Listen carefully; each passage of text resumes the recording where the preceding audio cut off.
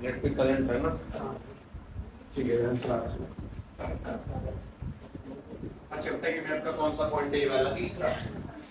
हाँ, तीसरे पॉइंट का नाम है इलेक्ट्रिक करंट है ना। सबसे पहली काम की बात तो बेसिक प्रायोरिटी, पिछली प्रायोरिटी ये है कि सभी लोग chemical equations, chemical reaction, acid base salt, lab process, इन सभी का रिवीजन करें, एनसीईआरटी एक्सरसाइज याद करें, सॉल्व करें, लिख के प्रैक्टिस करें। अगर तुम इस चीज की हैबिट नहीं बनाओगे कोई फायदा नहीं है, नंबर नहीं आने, ये बात कट टू कट है ना। कोई जड़ी बूटी नहीं है पेपरों के टाइम पे बनना। ये जो सबसे बुरी हैबिट है कि पेपरों के टाइम पे पढ़ेंगे, वो छोड़ दो। डेली पढ़े, चाहे आधे पौने घंटे पढ़े, चाहे 10-5 सवाल करेंगे, रोज करें। पेपर से एक दिन पहले, 2 दिन पहले, 3 दिन पहले पढ़ने की नीड देंगे।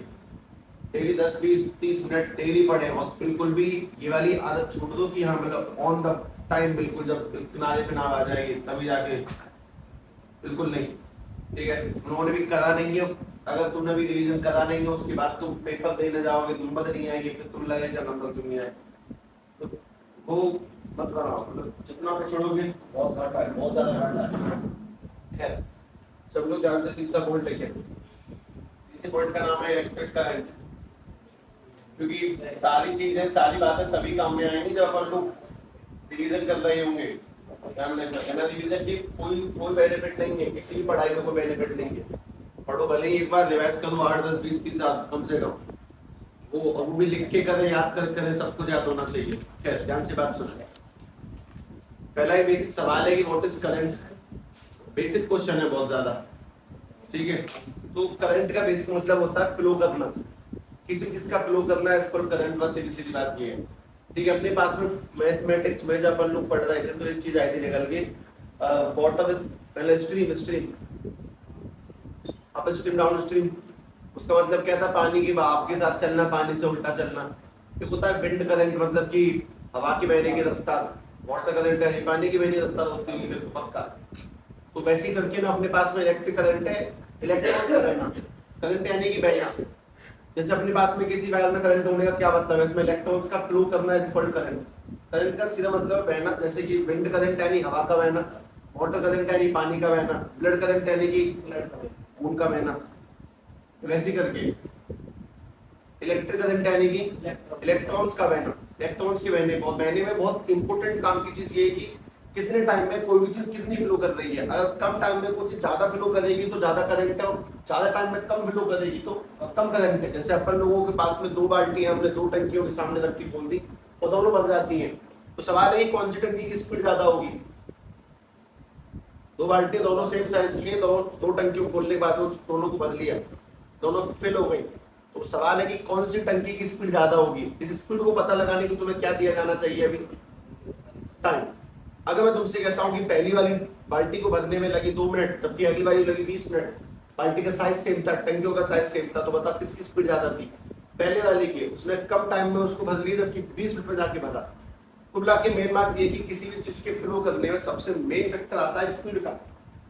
कैसे, सबमर्सिबल से बहने वाला पानी और नॉर्मल टंकी में लगा के जब पाइप से निकलता है पानी, उन दोनों में स्पीड ज्यादा किसकी है।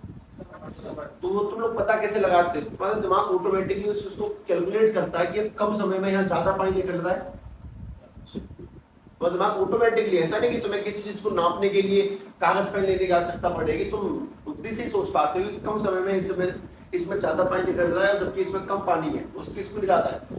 तो बेसिकली करंट का मतलब क्या है कि किसी भी वायर में कितने इलेक्ट्रॉन्स फ्लो करेंगे। वाटर करंट का मतलब है कि किसी भी पाइप में कितना पानी फ्लो करेगा, और जितने कम समय में जितना ज्यादा फ्लो करेगा उसकी स्पीड उतनी अच्छी मानी जाती है। तो इसी बात को प्रॉपर्ली लिखना है, बहुत लंबे समय तक लिखना है, ध्यान से देखना। सबसे पहला point, the flow of electrons in per unit time. The flow of electron नहीं लिखे मैंने, चार्ज लिख दिया। The flow of charge in per unit time, in per unit time is called electric current. सबसे पहली बेसिक चीज is called electric current, flow of charge. मतलब किसी कितने समय में कितना चार्ज फ्लो कर गया उसको पढ़ लो, इलेक्ट्रिक करंट कहते हैं। अच्छा, इसमें बहुत बेसिक से काम की चीज ये है कि किसी भी आदमी को ना थोड़ी बुद्धि का प्रयोग करना होगा आज के बाद में। कुछ छोटी मोटी चीजों को बड़ी तरह सीखना सीखो, उनको ना डेफिनेशनों से, फॉर्मूले से डेफिनेशन, यूनिट, ये सारी बातें बनाना सीखे। जैसे कि हम लोग जो बात कर रहे हैं वो निकालने की बात करते हैं करंट की, तो करंट यानी कि आई। और इसमें ध्यान से देखने वाली चीज, flow of charge in per unit time का मतलब क्या होता है, चार्ज अपॉन में टाइम। ये करंट का फॉर्मूला, करंट यानी कि इसके बनाना सीखेंगे, डेफिनेशन रटेंगे नहीं, सिंपली इस चीज को याद करेंगे कि electric current is flow of charge in per unit time, charge in per unit time. इसमें मोस्ट इंपोर्टेंट स्टेटमेंट ये भी निकल के आता है कि अगर किसी आदमी को इस पर यूनिट टाइम की जगह पे कुछ और डेफिनेशन लिखनी है तो ये बन जाएगी the rate of flow of charge, the rate of flow of charge is called electric current। और से बहुत बेसिक सी बात तुम्हारे दिमाग तक ये पहुंच गई होगी कि अगर पर यूनिट टाइम लगाएंगे तो रेट वर्ड का इस्तेमाल नहीं करना है, और अगर रेट वर्ड का इस्तेमाल करोगे रेट का तो तुम पर यूनिट टाइम नहीं लगाओगे। बात एक ही है कि कितने समय में कितना चार्ज फ्लो करेगा उसको करंट कहते हैं, और इस पर यूनिट टाइम को अगर नहीं लगाते तो अपन लोग उसको क्या कर सकते हैं, रेट। इस बात को ध्यान रखें। मोस्ट इंपोर्टेंट ये भी है कि जब तुमने डेफिनेशन लिखी उसी वक्त तुम्हारा दिमाग तुम्हें बहुत अच्छी आवाज दे कि बहुत सिंपल है करंट का फॉर्मूला याद करना, चार्ज अपॉन में time, I equals to Q upon में टी, सिंपल चीज होती है। अच्छा, इसी के बाद में तुम सभी लोग इस बात को ऐसे भी ध्यान रखो, कल को अगर कोई तुम्हारे सामने क्यू अपॉन टी को ऐसे लिख दे स्मॉल क्यू अपॉन में टी, वो भी ठीक है, उसमें कोई दिक्कत नहीं है। इसमें अगली काम की बात ये जानना इसकी यूनिट क्या होगी, इलेक्ट्रॉन्स ही है वो, और उसका तो लॉजिक है ना, प्रोटॉन्स को अगर किसी और फॉर्मेट में निकालते हैं, अल्फा पार्टिकल्स होता है जैसे कि पॉजिटिव चार्ज हीलियम है, वो पॉजिटिव चार्ज है, प्रोटॉन की तरह काम करता है, लोग आते हैं। और बेसिकली हम जिस करंट की बात कर रहे हैं वो ये तारों वाला करंट है, हम उस साइंटिफिक करंट उसको नहीं लेके चल रहे हैं, और उसे ही फ्लो करवाया देखो, इसीलिए नहीं लिखा हुआ। अच्छा, ध्यान से बात सुनो, यूनिट ठीक है, इसकी यूनिट को पहली बात तो फॉर्मूले से बनाएंगे। चार्ज की यूनिट क्या होती है, अपन लोगों ने अभी तक पढ़ा कूलम, और टाइम क्या होता है सेकंड, तो ऊपर कूलम है नीचे सेकंड है, तो फॉर्मूला की यूनिट क्या बनेगी, कूलम पर सेकंड। लेकिन ये इतनी फेमस नहीं है, इसकी जो फेमस यूनिट है वो है एम्पियर, AMPRE। करंट की जो फेमस यूनिट है दैट इज एम्पियर। मतलब करंट अगर तुम किसी भी मशीन, किसी भी इक्विपमेंट के, इलेक्ट्रिक इंस्ट्रूमेंट के ऊपर देखोगे तो उसके ऊपर तुम्हें लिखा मिल जाएगा, ऐसे लिखा होगा 0.2A 1A 0.5 MA, यानी कि मिली एम्पियर, एम्पियर, ये सब कुछ करंट की यूनिट है। ठीक है, 0.2 मिली एम्पियर भी काफी स्ट्रॉन्ग करंट है, मतलब कि हमारे घरों के तारों में 3 से 5 एम्पियर के आसपास करंट फ्लो करता है नॉर्मली, कब ये ज्यादा 19 भी चलता है। लेकिन तुम रेंज सोच के देख लो कि 2 से 3 से 4 से 5 के आसपास का करंट है, बराबर है। अब ये करंट इंक्रीज भी होता है, डिक्रीज भी हो सकता है, अलग अलग चीजों में अलग अलग करंट फ्लो करेगा, अलग अलग सॉकेट अलग अलग करंट को कन्वर्ट कर सकते हैं चार्जर जैसे, पर ठीक है कोई बात नहीं। इसमें अगली काम की बात जाने सभी लोग की करंट की डायरेक्शन कहां से कहां होती है। अगर अपने पास में ये कोई भी सर्किट है, इसमें बल्ब है, ये इसका स्विच, ये इसकी बैटरी,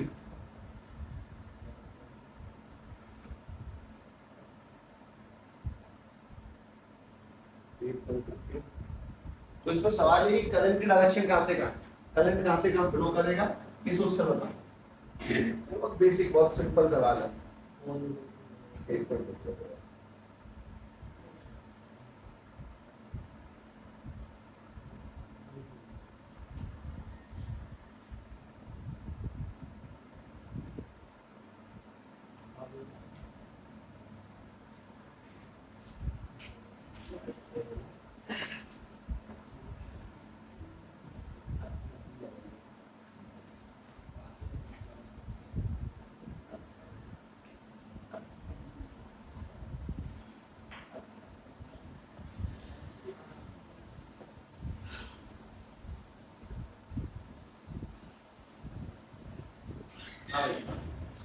करंट की डायरेक्शन सुनो।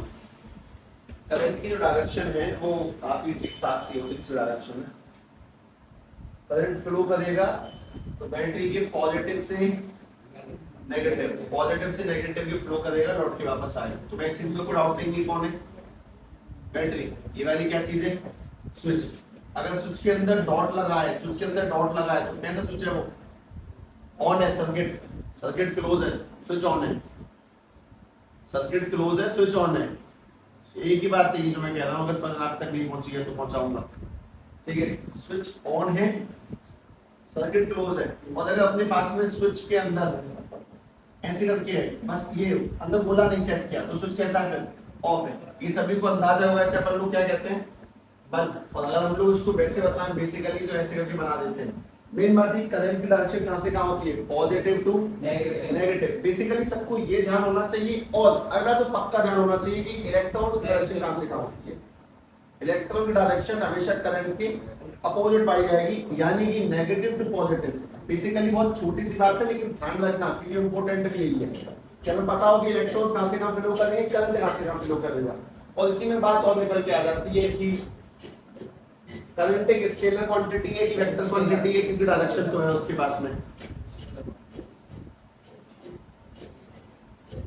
स्केलर क्वांटिटी, वेक्टर क्वांटिटी तुम्हें शायद ध्यान हो, तुम्हें कल परसों बताया गया था। जिन चीजों को जोड़ने घटाने की डायरेक्शन की नीड पड़े, वो वेक्टर, जिनकी नीड ना पड़े स्केलर, तो करंट में लफड़ा है, मतलब थोड़ा कंफ्यूज कहानी है ना। हम लोग उसको फिलहाल के लिए क्या लिखेंगे, मतलब पहली तो स्केलर पहली प्रायोरिटी है, लेकिन दूसरी प्रायोरिटी कौन सी है, ऐसे क्वांटिटी। स्केल को थोड़ा सा मतलब कम बुद्धि में लो, तुम्हें इसमें कोई चिंता नहीं होगी, तो फंसोगे नहीं इसके अंदर, ठीक है। इसी को बात नहीं, ये तो बहुत बहुत बड़ा टॉपिक अपने आप में, समय से पहले लिख दिया गया है, कोई नीड नहीं है तुम्हें इस चीज को जानने की। इसीलिए तुम लोग अगली बात को सुनो। काम की बात है, करंट नापता किससे है, ठीक है, करंट नापने वाली मशीन, ठीक है। एक तो जो करंट को मेजरमेंट करेगी उस मशीन का, मतलब जो छोटे मोटे करंट को नापेगी, ठीक है, पता लगा सकती है, करंट को नाप सकती है, ठीक है। स्मॉल करंट का मेजरमेंट, स्मॉल करंट मेजरमेंट लिख देता हूं, डिटेक्शन लिख देता हूं, पता लगाने को भी, नापने को भी, डिटेक्शन करने के लिए भी और नापने के लिए भी। हम जिस मशीन का इस्तेमाल करते हैं उस मशीन का नाम क्या है, गैल्वेनोमीटर। ऐसी मशीन जो करंट को नापती है, पता लगाती है, छोटे मोटे करंट की वैल्यूज को निकाल देती है, उसको अपन लोग कहते हैं गैल्वेनोमीटर। जबकि अपने पास में अगली जो करंट नापने वाली मशीन है, तो करंट का प्रॉपर्ली मेजरमेंट कर सकती है, कितनी बड़ा सर्किट हो, कितना बड़ा करंट जाता है, उस मशीन का नाम क्या अपने पास में, अमीटर। और दोनों मशीनों के सिंबल ध्यान से देखें। अमीटर का सिंबल ऐसे करके होता है, ए बना होगा ब्रैकेट के अंदर, पॉजिटिव और नेगेटिव लगा देंगे क्योंकि जोड़ना है, और इसका सिंबल होगा कि जी बना होता है, ठीक है। और बेसिक सी बात है कि छोटे मोटे करंट को नाप सकती, पता लगा सकती कि वायर में करंट जा भी रहा है कि नहीं, और ये बड़े से बड़ी करंट की वैल्यूज को पता लगा सकता है। दोनों पर कुछ खास नहीं है, दोनों करंट नापने के इस्तेमाल होते हैं, बस छोटी मोटी फर्क है कि उनकी रेंज का अंतर है, किसी की रेंज कम है और किसी की रेंज ज्यादा है। उसके बाद में अगला पॉइंट ध्यान से सुने, अगला जो पॉइंट है वो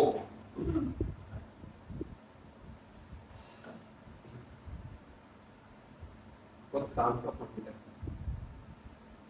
इस साइंटिस्ट के नाम पे पड़ी है ये वाली unit ampere, Henry Marie Ampere. Scientist जिसके नाम पे यूनिट पड़ी है ना, उनका नाम है हेनरी मैरी एम्पियर। हालांकि करंट की पहली बार डिस्कवरी किसने की थी, बेंजामिन फ्रैंकलिन ने, ठीक है। अब ये इन चीजों की नीड तो नहीं है बेसिकली तुम्हें, लेकिन ठीक है, मैंने बस बोला जान पूछ के, ठीक है। मैं किसी कोने में लिख देता हूँ कि डिस्कवरी, ठीक है, डिस्कवरी जो करी गई थी वो बेंजामिन फ्रैंकलिन ने करी थी, पहली बार तो इन्होंने करी थी। और ये बादल वाला कुछ चार्ज वगैरह था, पैसा नहीं था, पावर फ्लो करवाया गया था, बेंजामिन फ्रैंकलिन, ठीक है। जिस साइंटिस्ट के नाम पे यूनिट पड़ी हो उस साइंटिस्ट का नाम बता देता हूं तुम्हें, Henry Marie Ampere, Henry Marie Ampere, ठीक है। अपन लोग आगे बात समझते हैं। नाइन्थ वाला पॉइंट ध्यान से सुनो। पॉइंट ये है कि करंट के लिए बहुत छोटी मोटी बातों की तो बेसिकली जानकारी होनी चाहिए। ये सब कुछ तुम करंट में पढ़ रहे हो ना, नॉन स्टॉप, एक ही बात में बहुत सारी लिस्ट लगातार सीक्वेंस में। हाँ भाई, एक अच्छी जानकारी है कि मैं एक बात जानता हूं कि 1 किलोमीटर में कितने मीटर होते हैं, 1000 मीटर। तो मैं इस बात को देख के ये समझ में आता है कि इसमें कौन सी यूनिट बड़ी है, कौन सी यूनिट छोटी है। किलोमीटर मीटर में बड़ा छोटा, किलोमीटर बड़ी, ये बात तुम्हें इसको देख के पता पड़ सकती है। कैसे, 1000 मीटर जब मिल जाएंगे तब 1 किलोमीटर के बराबर बैठेगा। तो बड़ा कौन है, किलोमीटर बड़ा है, मीटर छोटे हैं, उन्हें 1000 होना पड़ेगा तब जाके वो 1 किलोमीटर के बराबर बैठेंगे। देख के समझ सकते है ना। अब इसी बात को दोबारा लिखता हूं, तो मैं इसी में बात याद होनी चाहिए कि 1 एम्पियर में 1 एम्पियर कितने मिली एम्पियर के बराबर बैठेगा, मिली एम्पियर। जब छोटे छोटे 1000 मिली एम्पियर मिलेंगे तो 1 एम्पीयर बैठेगा। या फिर इसको ऐसे लिख सकते हैं कि जब एक और 1 2 3 4 5 6 10 लाख माइक्रो एम्पीयर मिलेंगे, माइक्रो एम्पीयर छोटे छोटे, तब जाके 1 एम्पीयर बराबर बैठेगा। तो मुझे बात बताओ, 1 ampere, milliampere, microampere, इन सब में सबसे बड़ा कौन है? एम्पीयर। उससे छोटा कौन है? Milli ampere. एम्पीयर से कितना छोटा है? 1000 गुना। अच्छा, मिली से कौन छोटा है? कितना छोटा है? वापस से 1000 गुना। 3 0 3 की 6 हो गई, तो दोबारा 1000 गुना हो गया। अब इसी बात को ना हम लोग कुछ और तरीके से लिख सकते हैं। इस तरीके से अपन लोग उसको लिख सकते हो, तरीका ये है, 1 एम्पीयर इक्वल टू 10 की पावर 1 2 3 जीरो है, तो 3 मिली एम्पीयर। और इसको लिख सकते हैं 1 एम्पीयर इक्वल टू 10 की पावर 6 जीरो है, 6 माइक्रो एम्पीयर। ये जो साइन है, तो पहली बार इसको ऐसे नहीं बनाएंगे, ऐसे ही बनाएंगे। और ये यू नहीं है, इसको कहते हैं म्यू। ठीक है, अब काम की बात और सुनो ध्यान से। मुझसे किसी ने तो बताई होगी शायद, नहीं बताई, बता देता हूं। कुछ 2-3 साल सीनियर मुझसे, मतलब मैं 10th में था तो वो 12th में, ऐसा सी। उसने मुझसे बोला, मैंने ये लिख दिया, तो मुझसे कहता है कि यार हमने तो 10 की पावर माइनस के 3 और माइनस के 6 पढ़ा, तुम में से किसने नहीं पढ़ाया क्या? तो मैंने तो +3 लिख दिया। तो मुझे बता रहा था कि भाई तुमने पेपर को गलत लिखा। गलत नहीं, सही है, इसके पीछे सेंस है ना, रकम का विद्या नहीं है। ये 10 की पावर -3 -6 कैसे हो जाता है भाई? अगर तुम छोटे छोटे लोगों को मिला के, छोटे छोटे मिली एम्पीयर मिलाओगे 1000, तो क्या बनेगा? 1 एम्पीयर। और अगर तुम इसी को उल्टा लिख दोगे, तुमने अगर लिखा 10 की पावर -3 एम्पीयर, मतलब जब हम एम्पीयर को 1000 से डिवाइड करेंगे तो क्या बनेगा? 1 मिली एम्पीयर। और अगर इसको हम लिख देंगे 10 की पावर -6 एम्पीयर इक्वल टू है 1 माइक्रो एम्पीयर। तो बात वही है। बस तुम्हें ये बताओ कि अगर छोटी छोटी चीजों को मिलाएंगे तो 1000 मिलने पर 1 बनेगा, और जब बड़ी चीज को 1000 से डिवाइड करेंगे तो छोटा बनेगा। तो इस चीज को मतलब तुम बस एक ही बात ध्यान रखना कि हाँ, हमें एक बेसिक सी बात नहीं समझाएगा कि छोटी चीजों के मिलने से एक बड़ी चीज बन जाएगी। तो छोटा कौन है? मिली, उससे छोटा कौन है? माइक्रो, और सबसे बड़ा कौन है? एम्पीयर। और ये काम कहाँ आएगा? जब सवाल कर रहे होंगे उस जगह पर। तो पहली बेसिक प्रायोरिटी की सभी लोगों को ना करंट की नॉलेज होनी चाहिए। करंट क्या चीज है, कैसे कहां से कहां फ्लो करेगा, unit, direction, scalar quantity, vector quantity, tensor quantity, और मोस्ट इंपोर्टेंट उसका फॉर्मूला I = Q/T। यही तुम्हें डेफिनेशन याद करवा सकता है। अगर तुम बुद्धि से सोचना सीखोगे तब तुम्हें समझ में आएगा। Flow of charge in per unit time is called electric current, है ना। वो बहुत इंपॉर्टेंट है, मतलब अगर दिमाग लगाते हो सिंपल निकल के आता है। तुम अगले पे चलो।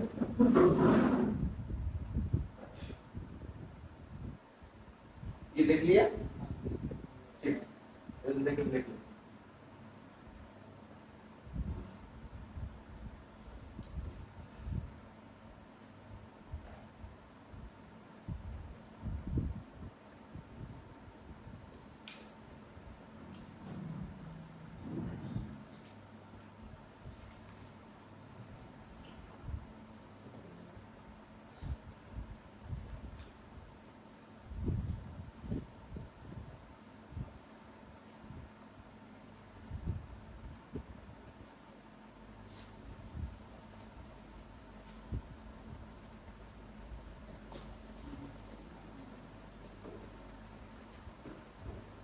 हाँ भाई, चौथा पॉइंट क्या लिखा है तुम्हारा?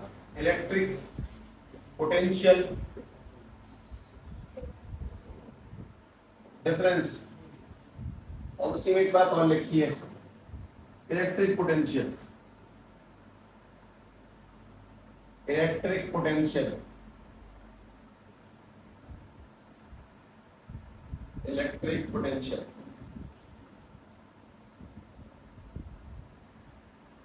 देखो, सबसे पहली बात तो मैं तुम्हें बहुत साफ साफ स्टेटमेंट ये देता हूं कि बहुत अजीब टॉपिक है, और इस जल्दीबाजी के खेल में इस अजीब टॉपिक को लंबे समय तक पढ़ाना समझाना पॉसिबल नहीं होता। मतलब जब ये कहानी पहली बार पढ़ाई जाती है, तब इस कहानी के अंदर हम कुछ घंटे 2 घंटे, दिन 2 दिन तक इसका डिस्कशन करते रहते हैं बेसिकली। लेकिन फिलहाल ऐसा क्या किया जा सकता है जिससे तुम्हें कोई दिक्कत ना हो, तुम्हारी मतलब किसी भी प्रकार की कोई समस्या पैदा ना हो। तुम्हारे सामने कुछ डेफिनेशन लिखी जाएंगी, उन्हें कुछ समझाया भी जाएगा, और तुम्हें बस वो याद करनी है। ठीक है, उसमें मोस्ट इंपोर्टेंट बात जो नीचे लगाई जाएगी उसका ध्यान रखना। और लेकिन बस इस वाले टॉपिक को छोड़कर तुम्हें किसी चिंता नहीं करनी है। कि इसको तो बस फिलहाल याद करना पड़ेगा, क्योंकि एक अलग प्रकार की काल्पनिक कहानी है जिसके लिए अपन लोग अभी तैयार नहीं है फिलहाल, इस वजह से। ठीक है, तो ध्यान से बात सुनो। पहली चीज, इसकी डेफिनेशन में पूरी की पूरी सेम लिख रहा हूं, 2 बार लिखूंगा। The work done in bringing a charge, in bringing a charge from to is called electric potential difference। मैंने जगह छोड़ छोड़ के लिखा, is called electric potential difference। और बात का मतलब मैं तो अभी समझाता हूं, ध्यान से सुनो।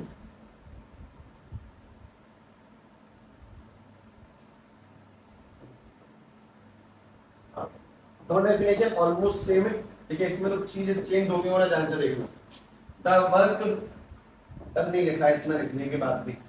The work done in bringing a charge, the work done in bringing a charge from, अगर मैंने लिख दिया from 1.2, from 1.2 another point, तो इसका मतलब है कि हम बात कर रहे हैं इलेक्ट्रिक पोटेंशियल डिफरेंस की। तुम्हें ये पता होना चाहिए कि इलेक्ट्रिक पोटेंशियल और पोटेंशियल डिफरेंस में जो डेफिनेशन है वो टोटली सेम है, बस ये 1.2 another point है, और यहाँ पे लिखा जाएगा from infinity to a point, infinity से किसी पॉइंट तक की बात चली, that is called electric potential. This called electric potential. इस चीज का सबसे पहला ध्यान रखो कि अगर एक पॉइंट से दूसरे पॉइंट पे किसी चार्ज को ले जाने में काम किया गया है तो उसको अपन लोग पोटेंशियल डिफरेंस कहते हैं, और इन्फिनिटी से किसी पॉइंट तक लेके गए तो उसको अपन लोग इलेक्ट्रिक पोटेंशियल कहते हैं। मतलब डिफरेंस वर्ड के लिए 1 to अनदर लगेगा, और बिना डिफरेंस के लिए इन्फिनिटी टू 1 लगेगा। अब अगली काम की चीज सी के अंदर, इसका फॉर्मूला ध्यान से देखिए। इलेक्ट्रिक पोटेंशियल डिफरेंस, डिफरेंस का बेसिक मतलब अपन लोगों ने कभी तो पढ़ाई होगा कि माइनस करना होता है। तो यहाँ पे जो डिफरेंस लगाएंगे बनेगा v1 माइनस के v2 is equal to work upon में चार्ज। किसी चार्ज को ले जाने में किया गया वर्क ही पोटेंशियल डिफरेंस है। अच्छा, इसमें जो v है वो तो बहुत अच्छा फील देगा, वो ध्यान से देखना। लेकिन जब यहाँ पे पोटेंशियल डिफरेंस नाम का वर्ड नहीं है, डिफरेंस नहीं है, तो घटाएंगे भी नहीं, हम बनाएंगे v equal to work upon में चार्ज। बेसिकली इसको v equal to work upon में चार्ज लिखेंगे। अगर डिफरेंस वर्ड है तो घटा के लिखेंगे, डिफरेंस वर्ड नहीं है तो सिंपल लिख रहे होंगे। और काम की चीज के अंदर तुम्हें समझनी है वो ध्यान से देखो, ठीक, काफी ठीक सिस्टमैटिक चीज है, उसे ध्यान से सुनना। अगर तुम्हें इस पूरी कहानी का प्रॉपर फील ही दिया जाए तो फील सुनो। सबसे पहली बात है, इस क्वांटिटी की यूनिट क्या होती है। इस क्वांटिटी की यूनिट इसके फॉर्मूले से बनाएंगे। वर्क की यूनिट क्या होती है, जूल। चार्ज की यूनिट क्या होती है, कूलम। तो इसकी यूनिट होगी जूल पर कूलम। लेकिन ये यूनिट उतना अच्छा फील नहीं देती है, इतना अच्छा फील देती है वोल्ट। वोल्ट को ही पोटेंशियल डिफरेंस कहते हैं। जो हमारे घरों में वोल्ट है, जो इसके अंदर भी वोल्ट चल रहा है, 250 वोल्ट, 220 वोल्ट, 50 वोल्ट, इसी को पोटेंशियल डिफरेंस कहते हैं, जिसकी सहायता से कोई भी बैटरी में से करंट निकल पाता है, फ्लो कर पाता है, इलेक्ट्रॉन्स फ्लो कर पाते हैं। सेल हमें डिफरेंस देगा, उससे करंट पैदा होगा। ठीक है, अब उस कहानी को समझाने का बहुत बड़ा एग्जांपल है, बहुत सारी लंबी लंबी स्टोरीज है, मतलब एक आध दो दिन चाहिए बेसिकली। लेकिन मैं तो बेसिक भी लिए देता हूँ कि पोटेंशियल डिफरेंस वोल्ट जैसा कुछ है, जो तुम वोल्ट समझते हो। जो रेल की पटरी में दौड़ते हैं 25,000 30,000 वोल्ट, ये वोल्ट वाला सिस्टम है। एक कंपेयर इसके अंदर ये भी है कि ये एक ऐसी क्वांटिटी है, स्केलर वेक्टर, ये एक स्केलर क्वांटिटी है, ये एक स्केलर क्वांटिटी है, दैट्स इट, स्केलर क्वांटिटी। ठीक है, और तुम्हें इसमें कुछ भी खास जानने की नहीं देंगे, बस इतना ध्यान रखना कि V यानी कि पोटेंशियल, V यानी कि वोल्ट रहेंगे। ठीक है, हमें अक्सर हैबिट होती है इसको वोल्ट बोलने की, पर this is potential difference, this is potential work upon में चार्ज, वर्क अपॉन में चार्ज। ठीक है, इस चीज को ध्यान से देखते हैं और इससे थोड़ा सा आगे बढ़ जाएंगे। ठीक है, जान बूझिए, इसमें ज्यादा मूड मारने की आवश्यकता नहीं है, बस इतना ध्यान रखें कि डिफरेंस कब लगेगा, जब 1.2 अनदर पॉइंट लगाना है, और बिना डिफरेंस के लिए इन्फिनिटी टू ए पॉइंट लिखना है। ये याद करने को बोला गया साफ साफ। पर एक बार अच्छी चीज ये कि वही वोल्ट है जो अपन लोगों के घरों में बिजली के सामानों में आती है, ये वही वोल्ट है, सेम टू सेम, इसमें कोई डिफरेंस नहीं है, ध्यान रखना। आगे सुनो, पॉइंट नंबर 5 पे आते हैं। 5 चेक करो अपना, ओम्स लॉ। इसमें काफी लंबा सिस्टमैटिक एक्सप्लेनेशन है, प्रॉपर भी चाहिए, ध्यान से देखो।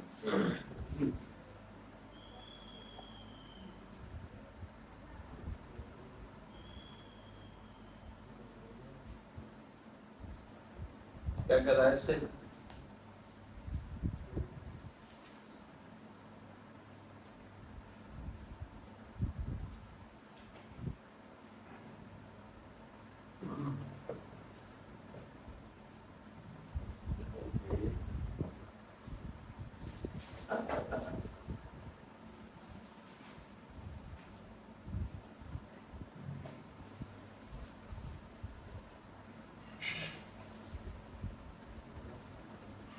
बढ़े आगे बढ़े इसमें, चलो बढ़े। 5 अकॉर्ड ध्यान से समझेंगे तरीके से। ओम्स लॉ, और जैसा कि बोला गया कि सबसे पहला सवाल सभी लोगों से ओम्स लॉ ही होगा, ठीक है। 100% आना ही आना है, लेकिन वो बात आने की नहीं है ना, बात पहले समझ ले, बस आने वाली स्टडी की स्टडी मत करो, ये क्या आना है, पढ़े तैयार करें खुद को, हमें समझ आए ऑब्वियसली कर तो लेंगे, बुद्धिमत्ता अच्छी होनी चाहिए। पहली चीज ओम्स ने क्या बताया, उसके एक लाइन बात समझो। ओम्स ने बहुत सिंपल बात ये बोली, अगर तुम लोग किसी भी करंट, किसी भी तार में वोल्ट बढ़ाओगे तो करंट बढ़ेगा, अगर वोल्ट घटाओगे तो करंट घटेगा। बस ज्यादा वोल्ट होंगे तो ज्यादा करंट होगा, कम वोल्ट होंगे तो कम करंट होगा। लेकिन उसने कुछ और ही बोला, ये सारी बातें अलग अलग तारों के लिए अलग अलग हैं। मतलब अगर तुमने कॉपर का तार लिया तो सेम वोल्ट पे अलग करंट होगा। मतलब कि इस पूरी कहानी को लिख के समझ लेते हैं, ठीक है, ध्यान से बात समझना, वो बाद में आएगा ऑफिशियल। मैं जस्ट तुम्हें एक्सप्लेन करने के लिए कुछ अच्छे खासे एग्जांपल लेके आता हूँ, पूरे ध्यान से देखो।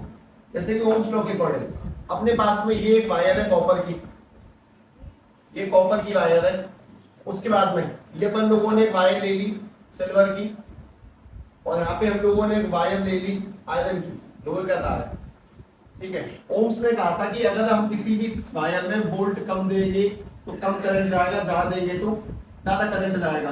तो किसी आदमी ने एक्सपेरिमेंट करके देखा कि ये हमें सही बात बता रहा है कि वैसे और आगे चला गया।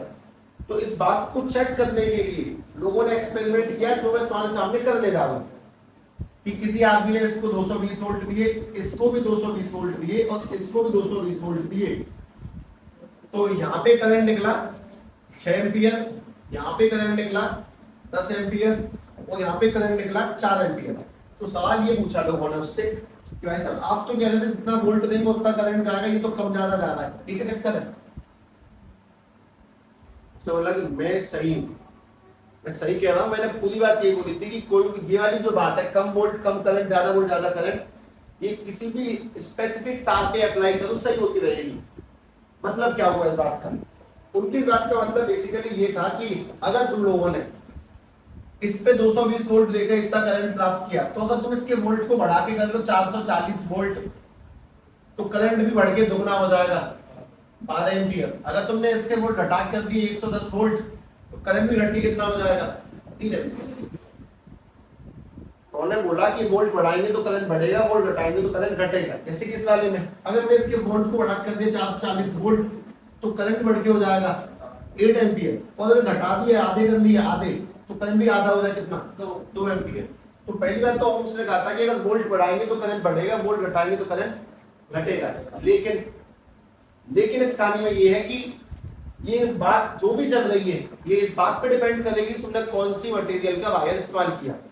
तुम लगातार वायर को बदल के ऐसा नहीं कह सकते सर 220 पे 6 एम्पियर 220 पे 8 एम्पियर तो ओम्स गलत है, नहीं वो गलत नहीं है। उसने बोला पहले कि वायर सेम होनी चाहिए, सबसे पहली बात उस पर एक्सपेरिमेंट करो, ठीक है। लोग इस बात को मानने में तैयार हुए, लेकिन लोगों के मन में एक सवाल निकल के आया कि ऐसा क्यों हो रहा है, ऐसा क्यों है कि इस वाले वायर में करंट 6 है उतने ही वोल्ट पर, इस वाले वायर में 10 है और उतने ही वोल्ट पर इस वाले वायर में, ये क्यों है, अलग अलग क्यों आ रहा है। चलो एक बात तो मानने को मैं तैयार हूं कि सब अलग अलग आता है, बढ़ाने पे बढ़ेगा घटाने पे घटेगा, लेकिन अलग अलग आता ही क्यों है, सभी वायरों में सेम क्यों नहीं आता।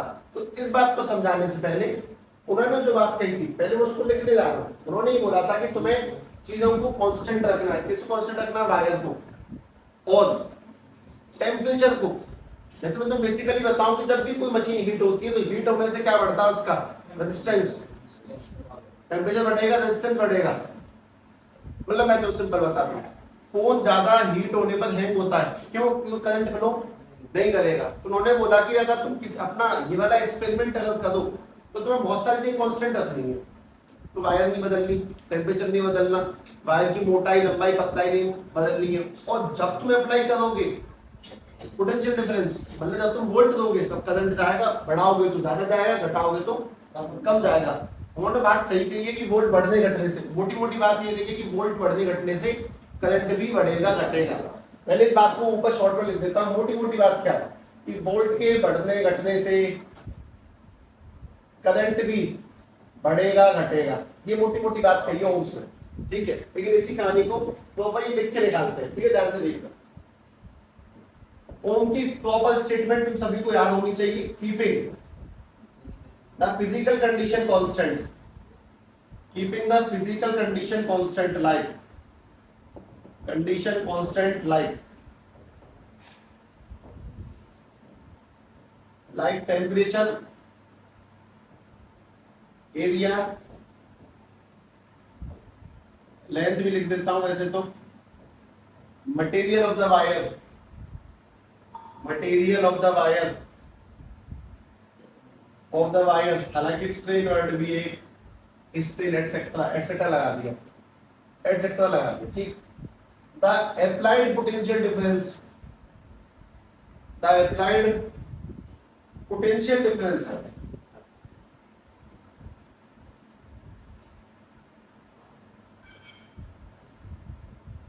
is directly proportional to the, directly proportional to the current. That potential difference is directly proportional to the current flowing through the wire.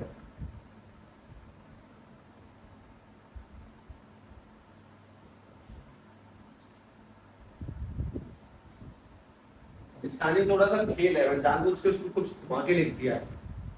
क्या इस कहानी को ऐसे लिख सकते हैं, current is directly proportional to the applied potential difference, मतलब जैसे मैंने लिखा है आगे पोटेंशियल डिफरेंस लिया, बाद में करंट दिया है।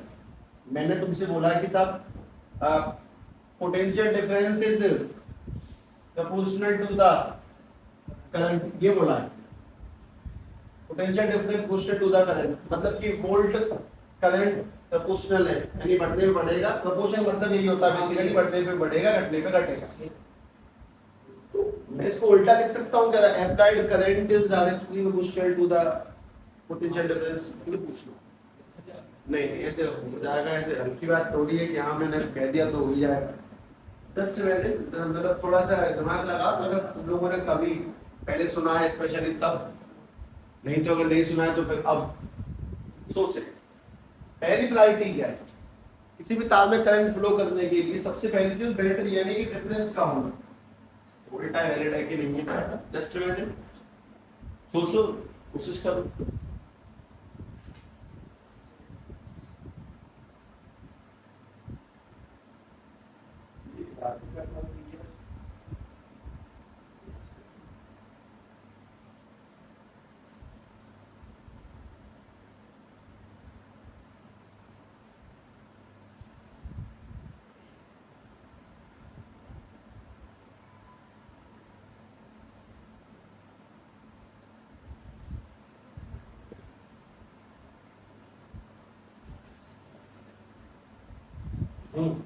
नहीं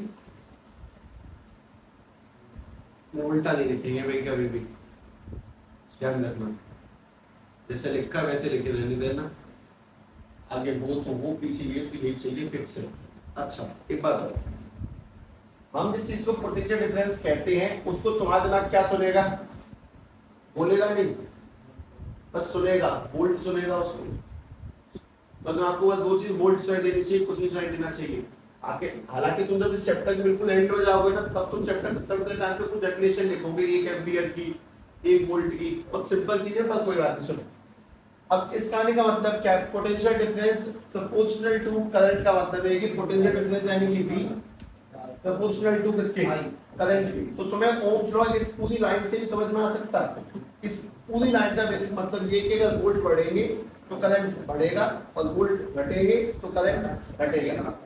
ये बात ओम्स ने कही थी, बात एकदम सही कही है, लेकिन अभी तक एक सवाल का जवाब नहीं निकल के आया कि अलग अलग तारों में सेम वोल्ट देने पर अलग अलग करंट क्यों जाता है, क्यों नहीं आता सभी तारों में 220 पर सेम करंट, क्या चक्कर है सभी तारों के बीच में। तो उन्होंने जब इस बात को, ओम्स ने भी जब इस बात की स्टडी करी, तब उन्हें एक बात समझ में आई कि सभी तारों में चीज अलग है, उस चीज का नाम क्या है, रेजिस्टेंस। तो इसमें प्रोपोर्शनल टेकन क्या लगता है अपने पास में, कांस्टेंट, और कांस्टेंट है V में IR।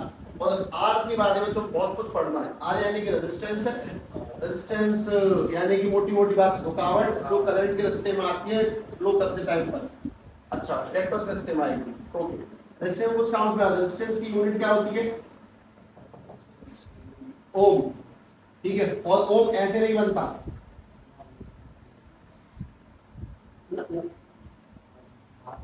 ऐसे नहीं बनता ओम।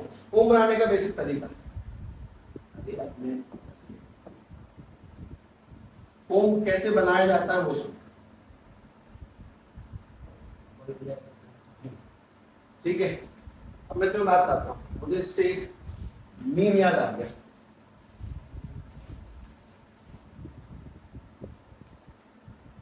ठीक है सुन, 3 बच्चे थे ABC,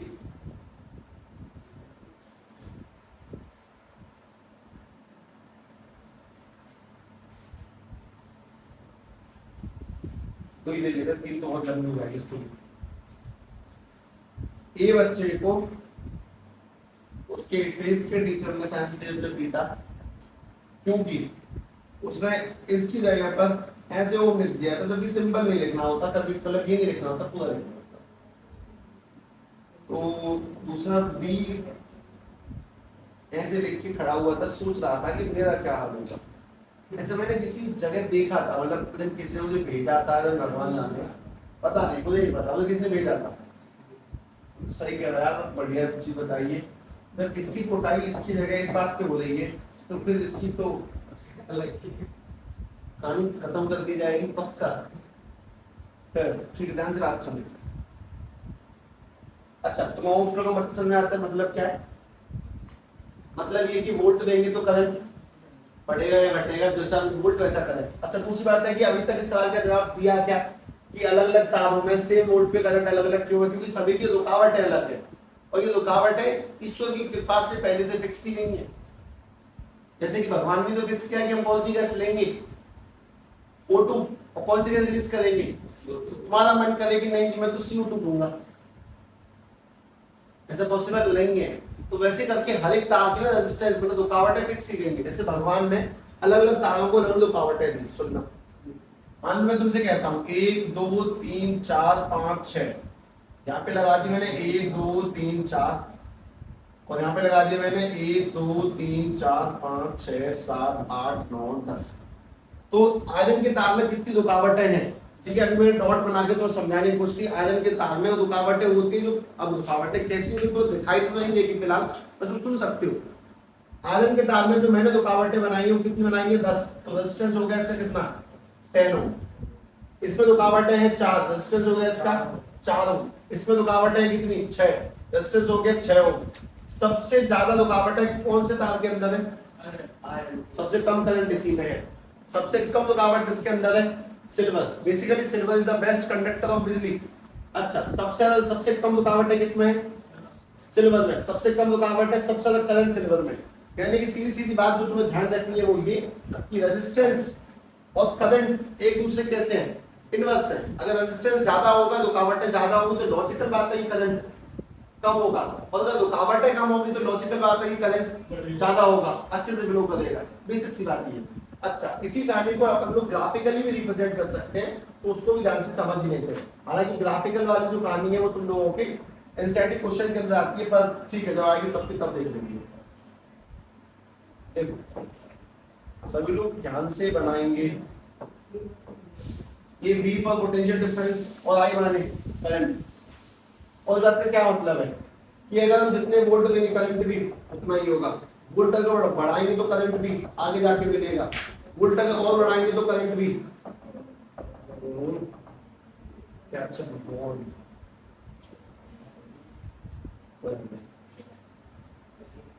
कुल मिला के बेसिक सी बात ये होगी कि कुछ तुम्हारे सामने ग्राफ रख दे, कभी भी लाइन खींच दे सीधी और पूछे कि कौन सा लॉ है ये, तो बता देना कि ओम्स लॉ है। मैं तुम्हारे सामने एक ऑप्शन रखूंगा फिलहाल, ठीक है, ध्यान से देख लेना।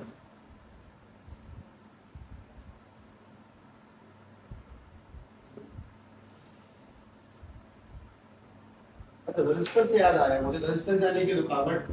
ये पंखे का रेगुलेटर है, ये कल खराब हो गया था तो अपन लोगों ने बदल दिया खुद ही। तो बहुत बड़ी चीज नहीं है बदलना, ऐसे कोई।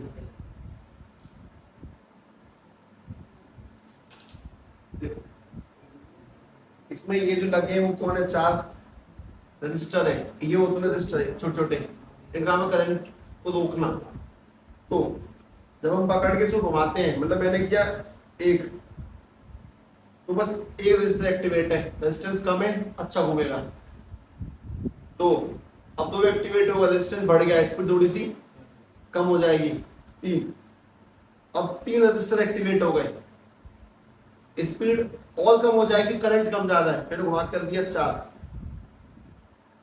यानी कि रेजिस्टेंस फुल हो चुका है। अब स्पीड बहुत घट जाएगी, कितनी लेवल होती है पंखे की रेगुलेटर में? चार होती है, एक दो तीन चार।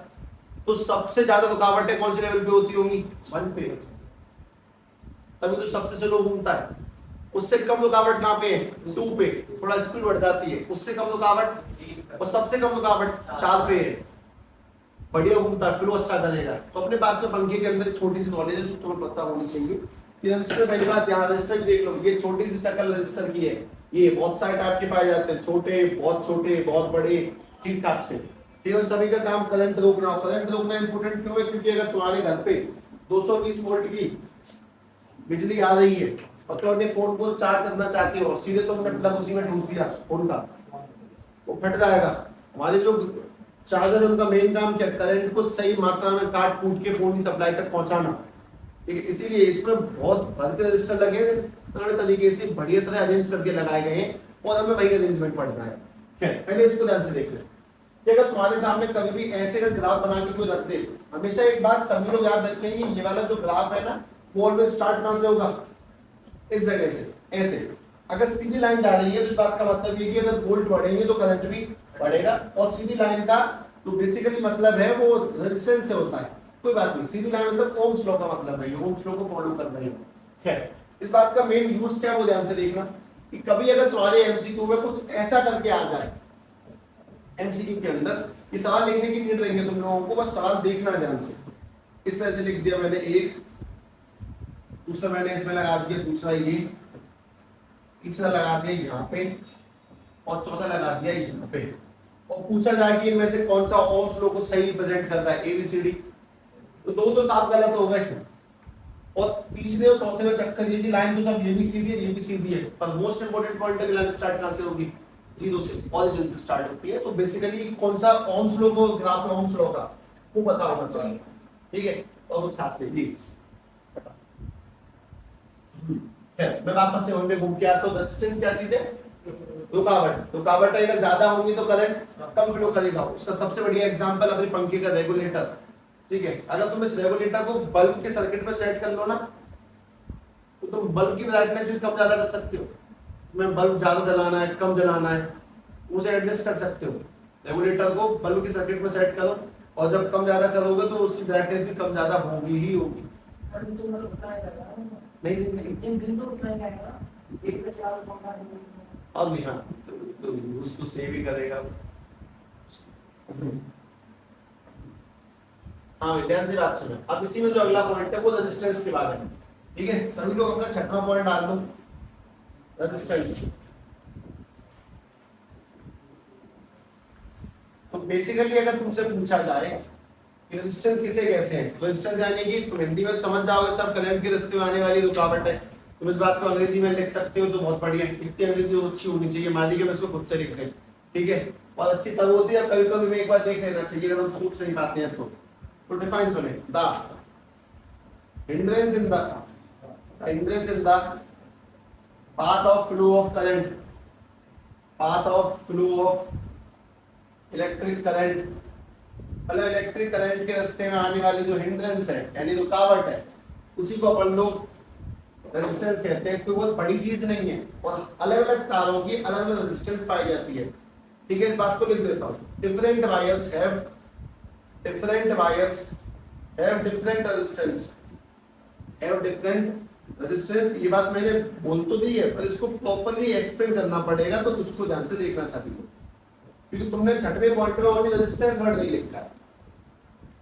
ध्यान से सुने इस पूरी कहानी का सिस्टम क्या है, उसके बाद समझ। We don't have cylinder in here,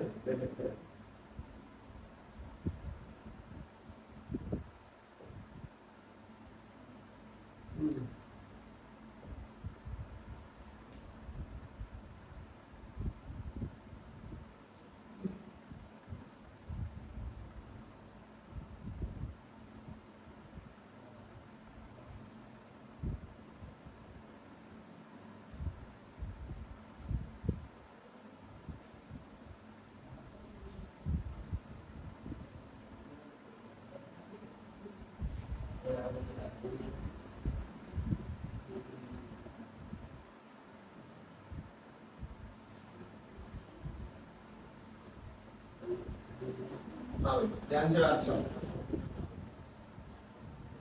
एक छोटी बननी चाहिए, एक आदमी की। बड़ा तो नहीं है, चाहे छोटा नहीं है।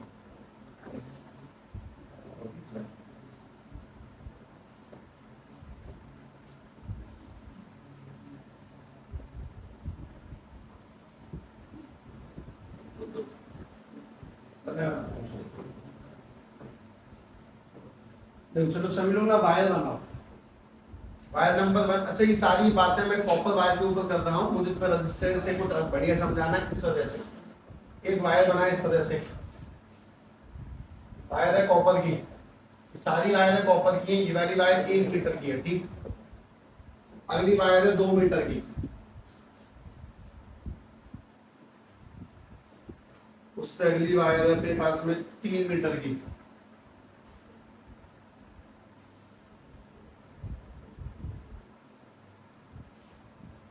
ठीक है, और इस पूरी कहानी को समझने के लिए तैयार है।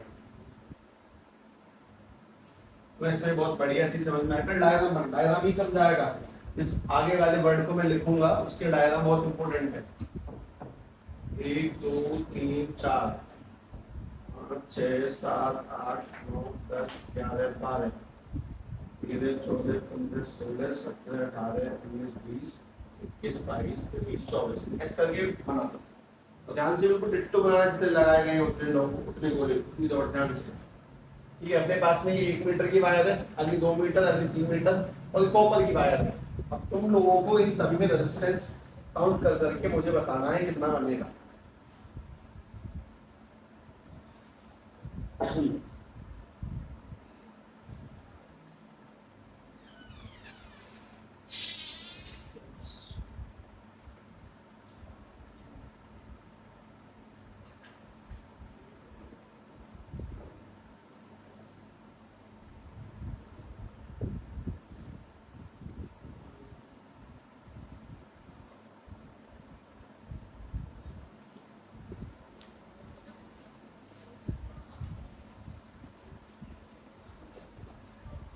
देखो जरा यहाँ पे काउंट करके बताएंगे कि कितने लोग हैं रोकने वाले। रेजिस्टेंस बता टोटल कितने।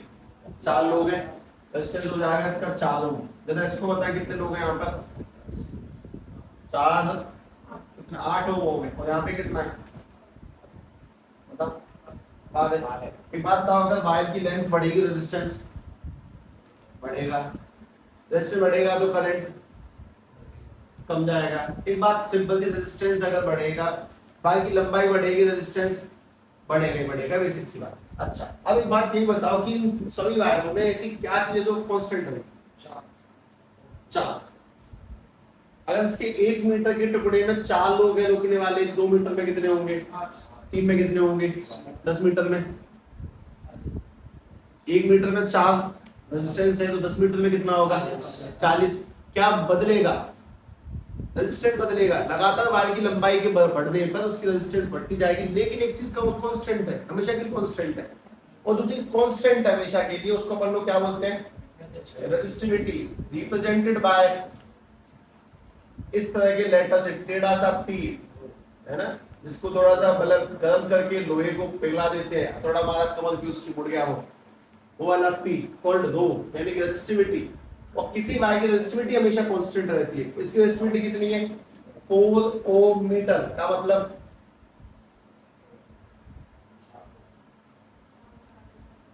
मतलब 4 ओम मीटर मतलब क्या हुआ निकल के कि उसके 1 मीटर रोकने लोग कितने, 4 लोग हैं। अच्छा, यहाँ पर कितना है रेजिस्टिविटी, 4 ओम मीटर। यहाँ पे कितनी, यहाँ पर भी 4 ओम है, 4 ओम है। तो तुम मुझे बताओ कि रेजिस्टेंस में और रेजिस्टिविटी में क्या डिफरेंस है। रेजिस्टेंस टोटल रुकावट, रेजिस्टिविटी पर मीटर की रुकावट, सबसे पहली बेसिक सी बात ये।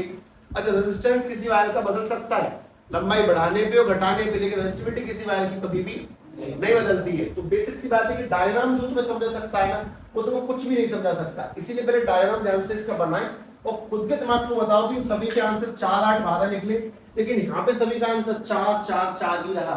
तो बेसिकली रेजिस्टेंस यानी कि टोटल रुकावट, और रेजिस्टिविटी यानी कि hindrance in unit length, resistivity यानी कि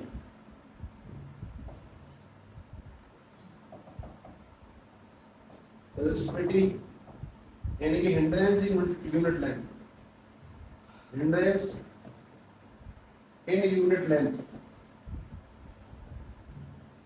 इन यूनिट लेंथ। बेसिक सी बात देखिए, लेकिन थोड़ा सा बहुत बढ़िया तरीका चाहिए इसको समझाने के लिए।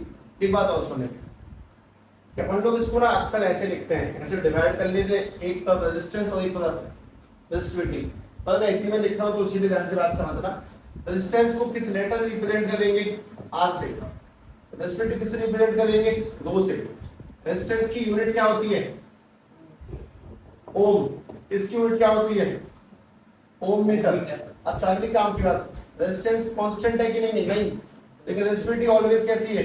ऑलवेज ए कांस्टेंट क्वांटिटी, हमेशा के लिए कांस्टेंट रहने वाली चीज है, कांस्टेंट क्वांटिटी है, कांस्टेंट क्वांटिटी हमेशा कांस्टेंट है। रेजिस्टेंस एक वेरिएबल क्वांटिटी है, ये लगातार बदलेगी, किसी वायर में रेजिस्टिविटी कभी नहीं बदलती, ये वेरिएबल क्वांटिटी है, इस बात को ध्यान रखना है बेसिकली। अच्छा, अब इसी खेल में एक बात समझ में आती है, सब रेजिस्टिविटी पर ही डिपेंड करेगा कि किसी वायर का रेजिस्टेंस कितना होगा। रेजिस्टिविटी ऊपर वाले के द्वारा निश्चित की गई है, उसको हम लोग नहीं बदल सकते। रेजिस्टिविटी पर ही डिपेंड करेगा कि किसी भी तार की रोकने की क्षमता क्या होगी। इसीलिए अपना जो अगला इसी 6वें पॉइंट के अंदर टॉपिक है, उस टॉपिक का नाम देखो ध्यान से पहले। उस टॉपिक का नाम है रिलेशन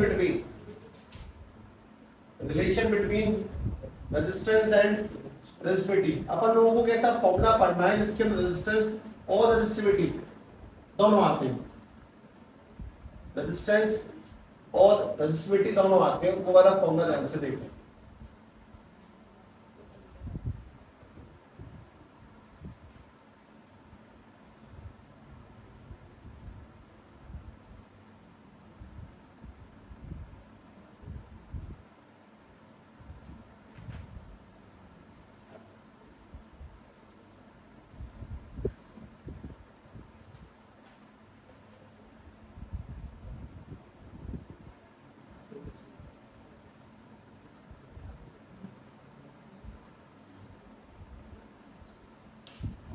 देखो अभी जो तुम लोग बात बता रहे थे, रेजिस्टेंस और लेंथ में क्या रिलेशन है?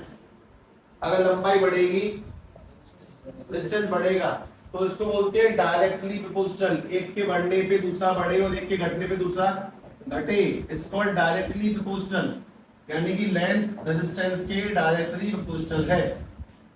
अगर लंबाई बढ़ेगी तो रेजिस्टेंस बढ़ेगा, लंबाई घटेगी तो रेजिस्टेंस घटेगा, बेसिक सी बात। अब इसी में resistance is inversely proportional to the area, और इनवर्स प्रोपोर्शन का मतलब क्या है? डायरेक्ट यानी कि एक बढ़ेगा दूसरा बढ़ेगा और एक घटेगा दूसरा घटेगा, लेकिन इनवर्स प्रोपोर्शनल का मतलब क्या है? एक बढ़ेगा एक कम होगा, एक के बढ़ने से एक का कम होना। जैसे कि मैं तो बहुत बेसिक सी बात ये बताता हूँ कि अगर 10 बेलदार किसी घर मकान को बनाने में 5 दिन लेते हैं, तो 2 बेलदार मैंने बेलदार कम कर लिए तो दिन ज्यादा लग जाएंगे, अगर बेलदार बढ़ा दूंगा तो दिन कम लग जाएंगे, तो बेसिक सी बात है। अब इसी खेल को तुम ध्यान से बात सुनो, अगर अपने पास में कुछ पतली वायर है और सेम लेंथ की मोटी वायर है, तो एरिया किसका ज्यादा है? इस वाली का। हम बात करते हैं एरिया कौन सा? ये वाला एरिया, बस ये गुलाई वाला एरिया, एरिया क्रॉस सेक्शन, ये गुलाई वाला एरिया क्रॉस सेक्शनल एरिया। तो अपन लोग इस चीज की बात करते हैं, that is cross sectional area, cross sectional area. तो मैं तो बहुत बेसिक सी बात ये बता रहा हूं कि पतली वायर में और मोटी वायर में अच्छा करंट किसमें फ्लो करेगा? इसको जवाब देने के लिए तुम सोचना हमेशा कि पतले पाइप में मोटे पाइप में पानी किसमें अच्छे से फ्लो करेगा? मोटे पाइप में आराम से जाएगा निकल के पानी। ठीक वैसे करके रेजिस्टेंस भी एरिया पे कुछ ऐसे डिपेंड करता है, अगर वायर मोटी होगी तो करंट अच्छे से फ्लो करेगा एज कंपेयर टू वायर अगर पतली होती है तो। मोटी वायर में करंट अच्छा फ्लो करेगा, अगर करंट अच्छा फ्लो करेगा रेजिस्टेंस कम होगा। तो मैं इस पूरी कहानी को याद करने के लिए ना कुछ रटना नहीं पड़ता, तुम बस सवालों को समझने के लिए फॉर्मूला देख लिया करो। अगर दोनों चीज सामने लिखी है तो इस बात का क्या मतलब है? लेंथ बढ़ेगी रेजिस्टेंस बढ़ेगा, लेंथ घटेगी रेजिस्टेंस घटेगा। अब इसी बात को यहाँ पे देखो उल्टा लिखा है, अगर एरिया बढ़ेगा तो रेजिस्टेंस कम होगा और एरिया कम होगा तो रेजिस्टेंस बढ़ेगा। चीजों को ना देख के समझना सीखो, अपने दिमाग को ना विकसित करो, उस दिमाग को क्षमता दो कि वो अपने आप चीजों को सीख पाए। अब इन दोनों को मिला दो, एन ऊपर है ए नीचे, तो दोनों को मिक्स करने पर दोनों को मिलाने पर अपने पास बन जाएगा R proportional to L upon में A। तो वापस से सवाल आता है प्रोपोर्शन हटने के लिए क्या लगता है कांस्टेंट, और वायर में क्या चीज कांस्टेंट रहती है रेजिस्टिविटी, इसीलिए रेजिस्टेंस का formula R equals to rho L upon में A होगा। ठीक है, और ये रिलेशन भी किस किसके बीच में, मतलब रिलेशन तो बहुत बड़ा, ऐसा कोई रिलेशन नहीं होता, रिलेशन फॉर्मूला बनाओ उसमें दोनों लोग आते हैं, बस बन गया रिलेशन। रिलेशन यानी कि रेजिस्टेंस पॉजिटिविटी आती हो जिनमें, ऐसा का फॉर्मूला क्रिएट कर लो, बस उसी को रिलेशन कहते हैं। तो बेसिकली ये कि तुम्हें पूरी कहानी का सेंस समझ में आए कि करंट कौन से तार में अच्छा फ्लो करेगा, मोटी वायर्स में, छोटी वायर्स में, क्योंकि उनका रेजिस्टेंस कम है, और करंट बढ़िया फ्लो करेगा तो हमारी कोई मशीन प्रॉपरली काम करेगी। हालांकि रेजिस्टेंस और भी चीजों पर डिपेंड करता है, जैसे कि एक चीज इसके ऊपर मैं लिखने जा रहा हूं, मैं साइड पर ध्यान से देखो, ये डिपेंड करेगा चीज पर, इसका नाम है पिंदी। हाँ, पिंदी का मतलब अगर टेम्परेचर इंक्रीज करेंगे, अगर टेम्परेचर इंक्रीज करेंगे तो रेजिस्टेंस भी इंक्रीज होगा। अब तुम्हें बस मुझे छोटे मोटे सवालों के जवाब देंगे, और ये वाली जो बात कर रहा हूं मैं कंडक्टर, अपने पास बहुत चीजें पाई जाती है, कंडक्टर, इंसुलेटर, ऐसा कुछ, कोई ध्यान से बात सुनो। जैसे कि हमारा फोन जब लंबे समय तक चलेगा वो क्या हो जाएगा, हीट। जब उसका तापमान बढ़ेगा उसका रेजिस्टेंस भी बढ़ेगा। अगर रेजिस्टेंस बढ़ेगा तो करंट का फ्लो, अगर रुकावट बढ़ेगी तो करंट का फ्लो कम हो जाएगा। अगर रुकावटें बढ़ेगी, करंट का फ्लो कम होगा तो फोन अच्छे से काम नहीं करेगा, उसी को हैंग होना कहते हैं। जैसे तुम्हारी नसों का खून बंद हो जाए चलना तो तुम हैंग हो जाओगे।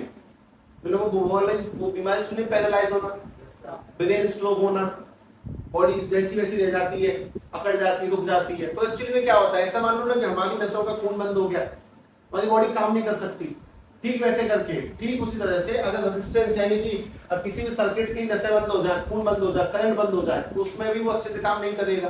तो फोन के अंदर बहता है करंट, हीट बढ़ने से रेजिस्टेंस बढ़ता है, रेजिस्टेंस बढ़ेगा तो करंट यानी कि खून कम हो जाएगा, और खून कम होगा तो वो प्रॉपर्ली काम नहीं करेगा, और उसी को हैंग होना कहते हैं।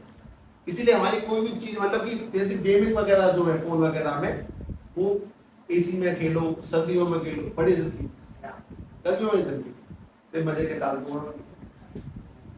ठीक है, तो सबसे पहले ये सारी कहानी रिवाइज रखे, और तुम ये बताओ कि तुम चैप्टर कितने मैप कवर कर सकते हो, कर चुके अभी तक 6। अगला पॉइंट क्या लिखा है जब मैप में देख के बता, और rules law of heating, film power. ठीक है, ये सारे टॉपिक अपन लोग कल निपटा देंगे और फिर आ जाएंगे एक्सरसाइज पे इसकी। ठीक है।